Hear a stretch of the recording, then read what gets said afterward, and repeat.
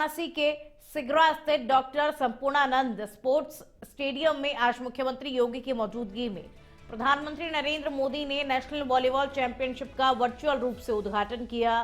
इस आयोजन में जब पीएम नरेंद्र मोदी वर्चुअल रूप से जुड़े तो पूरा स्टेडियम हर हर महादेव के नारे से गूंज उठा। वहीं पीएम मोदी ने नमः पार्वती पते हर हर महादेव के जय घोष के साथ में स्टेडियम में मौजूद खिलाड़ियों, उनके कोच और कार्यकर्ताओं का अभिवादन किया।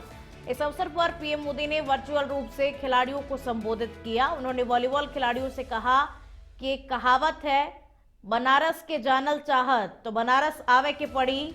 अब आप सभी बनारस आ गए हैं तो बनारस को जान भी लेंगे। देश के 28 राज्यों की टीमें यहां जुटी हुई हैं। आप सभी एक भारत श्रेष्ठ भारत की बहुत सुंदर तस्वीर पेश कर रहे हैं और मुझे पूरा विश्वास है कि नेशनल वॉलीबॉल चैंपियनशिप में बनारस का जोश हाई रहेगा। इससे पहले सीएम योगी ने कहा कि 11 सालों में सबने एक नए भारत को देखा है, भारत को बदलते हुए देखा है और देश में एक नई खेल संस्कृति को पनपते हुए हम सभी ने देखा है।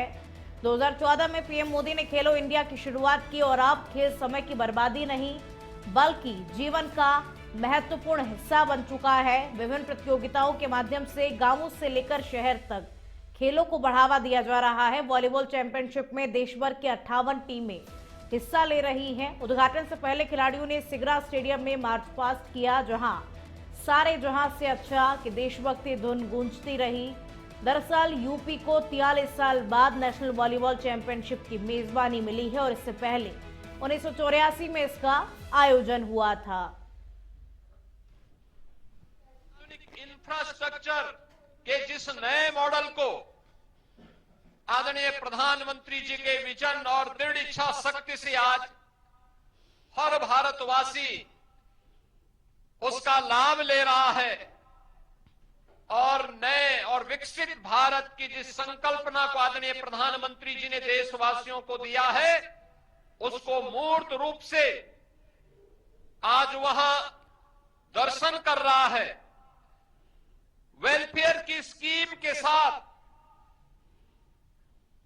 समाज के अंतिम पायदान पर जुड़ा हुआ व्यक्ति भी आज शासन की योजनाओं से लाभ लेकर के गरीबी रेखा से उभर करके भारत के नागरिक के रूप में अपनी सेवाएं वर्तमान अभियान के साथ पूरी ऊर्जा के साथ दे रहा है। आपने जो मेहनत की है, आने वाले दिनों में काशी के मैदान पर उसकी परीक्षा होगी। वैसे मुझे बताया गया है कि देश के 28 राज्यों की टीमें यहां जुटी है, यानी आप सब एक भारत श्रेष्ठ भारत की बहुत सुंदर तस्वीर भी प्रस्तुत कर रहे हैं। मैं चैंपियनशिप में हिस्सा ले रहे सभी खिलाड़ियों को बहुत बहुत शुभकामनाएं देता हूं। साथियों, हमारे यहां बनारसी में कहा जाता है, बनारस के जानल चाहत होव। T20 वर्ल्ड कप 2026 के मैच भारत और श्रीलंका में खेले जाएंगे। इस टूर्नामेंट में पाकिस्तान के मैच श्रीलंका में खेले जाएंगे क्योंकि पिछले वर्ष बीसीसीआई और पीसीबी के बीच भारत पाकिस्तान मैचों को न्यूट्रल वेन्यू पर करवाने को लेकर सहमति बनी थी। अब बांग्लादेश भी पाकिस्तान जैसा रुख अपना रहा है क्योंकि खबर सामने आई है कि Bangladesh team T20 world cup खेलने के लिए भारत नहीं आएगी। आसिफ नजरुल ने सोशल मीडिया के जरिए बांग्लादेश टीम के भारत न आने की पुष्टि की है, जो बांग्लादेश के खेल सलाहकार हैं। बांग्लादेश क्रिकेट बोर्ड की हालिया बैठक में यह फैसला लिया गया है। हालांकि इस पर अभी तक अंतर्राष्ट्रीय क्रिकेट काउंसिल का रुख सामने नहीं आ पाया है। बांग्लादेश के खेल सलाहकार आसिफ नजरुल ने सोशल मीडिया के माध्यम से लिखा कि बांग्लादेश की टीम वर्ल्ड कप खेलने भारत नहीं जाएगी। आज बांग्लादेश क्रिकेट बोर्ड ने यह फैसला लिया है और हम इस फैसले का स्वागत करते हैं, जो बीसीसीआई के हिंसक सांप्रदायिक नीति के संदर्भ में लिया गया है। बीसीबी ने यह फैसला मुस्तफिजुर रहमान के आईपीएल से बाहर होने के बाद में लिया है और हाल ही में भारतीय क्रिकेट कंट्रोल बोर्ड ने IPL franchise Kolkata knight riders को निर्देश देकर कहा था कि वो मुस्तफिजुर रहमान को अपने स्क्वाड से रिलीज कर दे। केकेआर फ्रेंचाइजी ने इस निर्देश का पालन करते हुए रहमान को अपनी टीम से निकाल दिया है।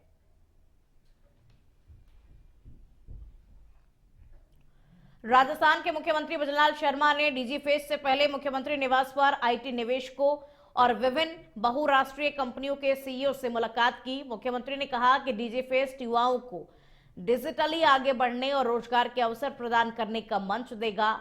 राजस्थान में आईटी सेक्टर में असीम संभावनाएं हैं और सरकार नवाचार, स्टार्टअप्स के विकास के लिए निवेशकों और उद्योग जगत के सहयोग के लिए तैयार है। 4 से 6 जनवरी 2026 तक होने वाले डीजी फेस्ट में स्टार्टअप्स, विद्यार्थी, पॉलिसी मेकर्स, टेक लीडर और निवेशक हिस्सा लेंगे। इस दौरान विभिन्न सत्रों और कार्यक्रमों के माध्यम से प्रदेश में डिजिटल माहौल को और भी मजबूत किया जाएगा।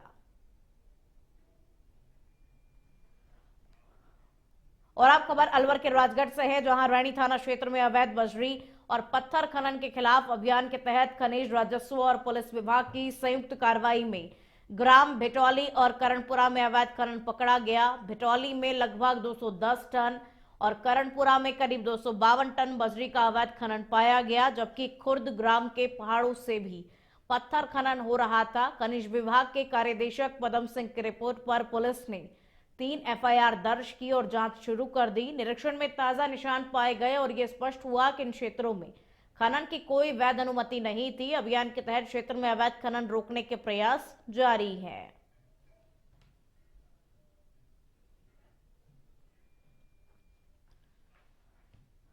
और आप खबर पाली से है, जहां देसुरी उपखंड क्षेत्र के नारलाई गांव में पूर्व सरपंच का पद का दुरुपयोग करने और पहाड़ी जमीन पर अवैध पट्टे जारी करने का आरोप लगा है।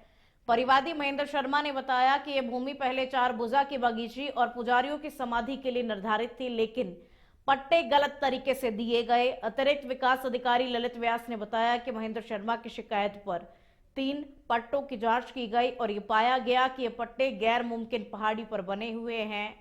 नारलाई ग्राम विकास अधिकारी अचल सिंह को नोटिस जारी किया गया है और पट्टों को निरस्त करने की कार्रवाई की जाएगी।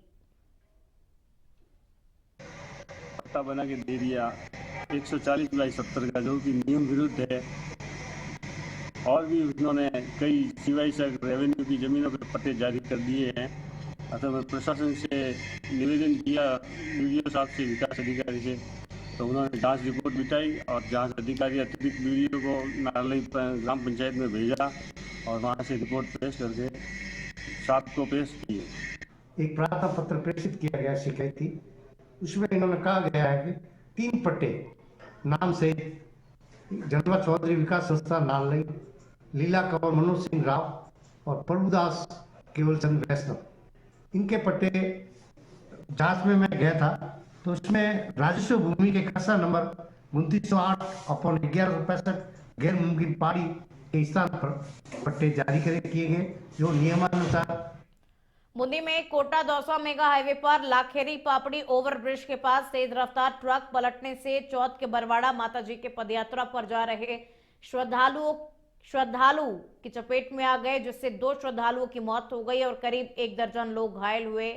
हादसे में 3 लोग गंभीर रूप से घायल हुए, जिन्हें कोटा रेफर किया गया। हादसे की सूचना मिलने पर पुलिस और प्रशासन के अधिकारी मौके पर पहुंचे। Bundi SP Rajendra Kumar Meena, additional SP Usha Sharma और लाखेरी केशुराय पाटन एसडीएम मौके पर पहुंचे। आक्रोशित लोगों ने पलटे ट्रक को आग के हवाले कर दिया और कोटा दौसा लालसोट मेगा हाईवे पर धरने पर लोग बैठ गए हैं।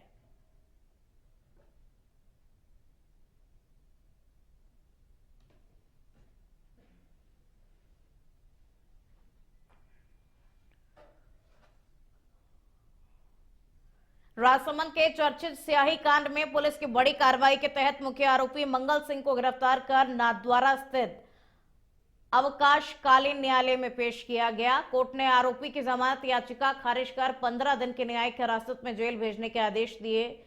राजसमंद डिप्टी एसपी नेत्रपाल सिंह ने बताया कि मामले की गंभीरता को देखते हुए पुलिस ने समय रहते कार्रवाई की और कोर्ट में मजबूती से पक्ष रखा। मुख्य आरोपी के जेल जाने के बाद जिले में मामले की जांच और अन्य आरोपियों पर कार्रवाई को लेकर हलचल तेज हो गई है।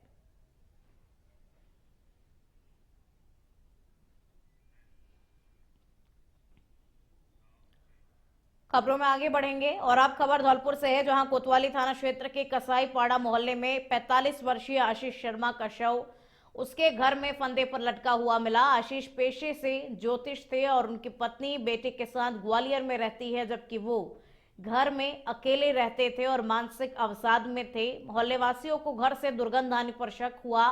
पुलिस को सूचित किया गया। पुलिस ने दरवाजा खोलकर शव को कब्जे में लिया और जिला अस्पताल की मोर्चरी में रखवाया। पुलिस का अनुमान है कि शव 2 से 3 दिन पुराना है और फिलहाल मामले की जांच जारी है। पुराने शहर में किसी व्यक्ति ने फांसी खा ली है। इस पर उसके परिजनों के साथ मौके पर पहुंचे। वहां जाके रूम को खोल कर देखा तो उनकी बहन ने बताया कि मेरा भाई है आशीष, जिन्होंने किसी अज्ञात कारण से फांसी ले ली है और लाश को पोस्टमार्टम की मोर्चरी में रखा दिया गया है, जिसकी पोस्टमार्टम की कार्रवाई की जा रही है। बहरोड से है, जहां विराटनगर स्थित भाबरू गांव की संजना शर्मा के प्रथम महिला आरएएस अधिकारी बनने पर गांव में भव्य स्वागत उनका किया गया। संजना ने आरएएस परीक्षा में 356वीं रैंक हासिल कर भाबरू गांव का नाम रोशन कर दिया और ये गांव की पहली महिला आरएएस अधिकारी बनी। और जैसे ही वो गांव में पहुंची, ग्रामीणों ने डीजे, फूल मालाएं और साफा पहना करके उनका स्वागत किया। आजाद चौक में आयोजित कार्यक्रम में बड़ी संख्या में ग्रामीण, सामाजिक कार्यकर्ता और जनप्रतिनिधि मौजूद थे।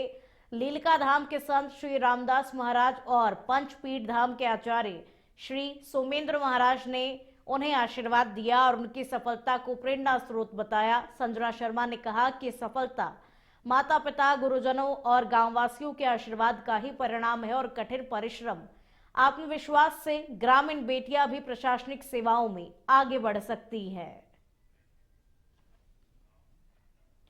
सोनभद्र के थाना ओबरा पुलिस ने ऑपरेशन लंगड़ा के तहत बड़ी सफलता हासिल करते हुए पॉक्सो और SC/ST एक्ट के वांछित 3 अभियुक्तों को 30 घंटे के भीतर मुठभेड़ के बाद गिरफ्तार कर लिया। पुलिस अधीक्षक अभिषेक वर्मा के निर्देशन में की गई इस कार्रवाई में एक अभियुक्त करण डोम पुलिस फायरिंग के दौरान पैर में उसके गोली लगने से घायल हो गया, जिसे इलाज के लिए अस्पताल भेजा गया है। मामला 17 वर्षीय किशोरी के साथ जबरन दुष्कर्म से जुड़ा हुआ है, जिसकी रिपोर्ट 2 जनवरी को दर्ज कराई गई थी। पुलिस ने बिल्ली मारकुंडी खदान क्षेत्र से पप्पू उर्फ बिंदु यादव और अर्जुन डोम को गिरफ्तार किया, जबकि तीसरे अभियुक्त ने भागते समय फायरिंग की। मौके से एक तमंचा, कारतूस, मोबाइल फोन और नकदी बरामद की गई है। पुलिस ने बताया कि मामले में आगे की कानूनी कार्रवाई जारी है।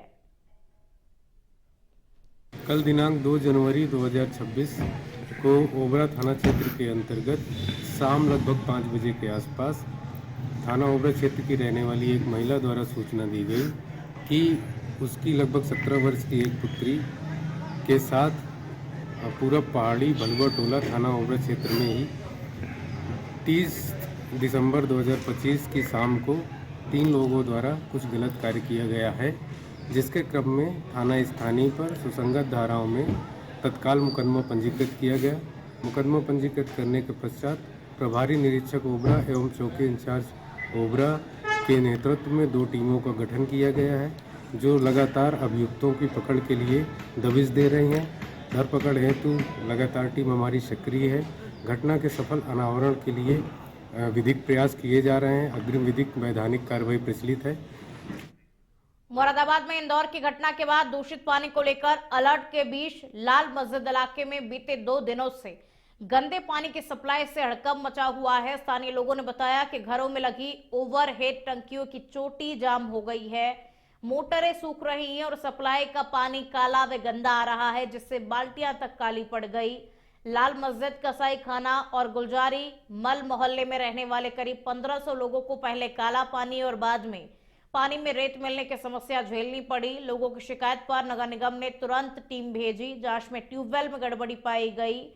निगम की टीम ने सुधार कार्य शुरू कर दिया है और जल्द साफ पानी की आपूर्ति बहाल करने के प्रयास किए जा रहे हैं। 68 वार्ड है और इसमें बहुत ही रेता आया है, बहुत कीचड़ आई है और बहुत सारे मोटर फूक गए हैं। लगभग कितने मोटर फूक गए होंगे? बहुत फूक गए, लगभग 250-300 मोटर फूक गए हैं और कीचड़ ही कीचड़ रहता था। कब से आ रहा है ये समस्या? ये आज ही हुआ है, आज सुबह में कल से गंदा पानी आ रहा है, कीचड़ और रेता आ रही है। आज के अंदर सब मोटर यहाँ के बंद हो गए, लेने सब चौक हो गई है। नदीम भाई से कहा, नदीम भाई ने फिलहाल तो लेबर भेज दी है, काम करने की नहीं है, तुरंत ही भेज दिया उन्होंने। तो क्या समस्या हो रही थी? अब यह है कि ऊपर से पानी है, यहाँ का नहीं है, पंप खराब नहीं हुआ है, ऊपर से आ रहा है। ऊपर से आ रही है। हाँ, पूरा इलाके गंदा गंदा पानी है। तो क्या दिक्कत भी हुई है? कुछ दिक्कत हुई, हमें तबियत खराब हो गई। कितने घरों की मोटर खराब हुई है? मोटरें कम से कम 50-60 मोटरें खराब हो गई। तो यहाँ कितने घरों में लगभग पानी नहीं है? सब पूरा इलाके के अंदर। ये इसमें रेता आ गया, एक दिन से परेशान हो रहे हैं, इसमें रेता ही आ रहा है। कब से ये समस्या है? ये एक दिन हो गया हमारा। पानी पीने का कौन सा प्रयोग कर रहे हैं? अभी तो क्या नाम है उसका, समर सेविल का मंगा रहे हैं, जहाँ समर सेविल लगा हुआ है। अभी तो इसका प्रयोग नहीं कर रहा है, इसमें रेता बहुत आ रहा है। तो कितनी मोटरें खराब हो गई? मोटर खराब हो गई है? बहुत 50-60 मोटर खराब हो चुकी है हमसे अलावा। कौन से क्षेत्र का है ये मामला? ये वार्ड 68 है, लाल मंदिर रोड, सराय बुल्लरी मंदिर। और अब खबर यमुनानगर से है, जहां थाना छप्पर क्षेत्र के गांव भंबोली में पतंगबाजी को लेकर शुरू हुए मामूली विवाद ने खूनी रूप ले लिया, जिसमें 35 वर्षीय राजेश कुमार के धारदार हथियार से वार कर हत्या कर दी गई। पुलिस ने आरोपित दंपत्ति और उसकी बेटे व बेटी पर हत्या का केस दर्ज किया है। जानकारी के अनुसार गांव भंबोली निवासी करमजीत सिंह ने बताया कि शनिवार की दोपहर पिता धर्मपाल खेत में कार्य कर रहा था, तभी पड़ोसी राम कुमार उर्फ रामू का बेटा हिलेश वहां पतंग उड़ा रहा था। हिलेश की पतंग की डोर बिजली के तारों में फंस गई, जिससे चिंगारी उठी। इस बात को लेकर पिता ने हिलेश को डांट दिया, जिस पर वो गाली गलौज करने लगा। उसने अपनी मां जसविंदर कौर को बुला लिया, वो भी पिता को गालियां देने लगी, जिस पर पिता ने डायल 112 को बुला लिया। पुलिस व सरपंच प्रतिनिधि को बुलाया गया। उस समय मामला निपट गया और अगले दिन